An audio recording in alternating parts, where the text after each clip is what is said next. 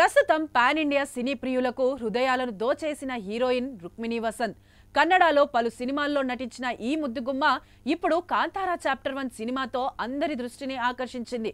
ఇందులో అందం, నటనతో మంచి ప్రశంసలు అందుకున్న ఈ అమ్మడు ఇప్పుడు వరుస సినిమాలతో ఫుల్ బిజీగా ఉంటుంది. ఈ క్రమంలోనే గతంలో ఈ అమ్మడు చెప్పిన కామెంట్స్ తెగ వైరల్ అవుతున్నాయి. ప్రస్తుతం నేషనల్ క్రష్ గా కుర్రకారు హృదయాలను గెలుచుకుంది హీరోయిన్ రుక్మిణి వసంత్. ఇండస్ట్రీలోకి అడుగుపెట్టిన తక్కువ సమయంలోనే తనకంటూ ఓ ఇమేజ్ క్రియేట్ చేసుకుంది. ఇప్పుడు అందం, అభినయం, సినీ రంగంలో తనదైన ముద్ర వేసింది.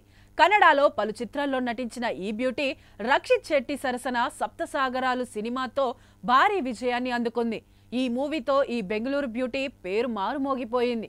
ఈ సినిమా తర్వాత నిఖిల్ సిద్ధార్థ్ జోడీగా అప్పుడో ఇప్పుడో ఎప్పుడో సినిమాతో తెలుగు తెరకు పరిచయమైంది. కానీ ఈ సినిమా ఆమెకు నిరాశే మిగిల్చింది. ఇప్పుడు ఈ బ్యూటీకి పాన్ ఇండియా లెవెల్లో క్రేజ్ వచ్చింది. ప్రస్తుతం ఆమె పేరు ఇండస్ట్రీలో తెగ చక్కర్లు కొడుతోంది. ఆమె అందం, అభినయం ప్రేక్షకులను ఫిదా చేశాయి. ఈ సినిమాతో ఆమెకు మరిన్ని ఆఫర్స్ క్యూ కట్టినట్లు సమాచారం. ప్రస్తుతం ఎన్టీఆర్, డైరెక్టర్ ప్రశాంత్ నీల్ కాంబోలో వస్తున్న డ్రాగన్ చిత్రంలో నటిస్తోంది.